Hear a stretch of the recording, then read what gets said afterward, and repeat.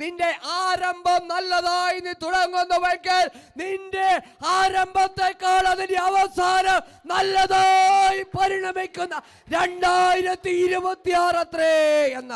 In the book of Ecclesiastes, chapter 7, it says that better is the end of a thing than the beginning thereof, and the patient is the spirit is better than the proud in spirit. എന്ന് വെച്ചാൽ ഇയ്യോബിന്റെ പുസ്തകത്തിൽ പറയുന്നത് പോലെ തന്നെ നീ ഒരു കാര്യം നിരൂപിക്കും, അത് നിനക്ക് സാധ്യമായി വരുമത്രേ. Amen. Hallelujah.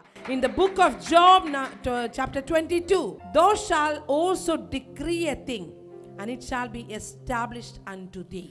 എന്ന് വെച്ചാൽ ഉൽപ്പത്തി പുസ്തകം 1-ാം അധ്യായത്തിൽ നമ്മൾ കണ്ടതുപോലെ ദൈവം ഭൂമിയെയും ആകാശത്തിനെയും സൃഷ്ടിച്ചപ്പോൾ അത് പാഴും ശൂന്യവുമായിരുന്നു.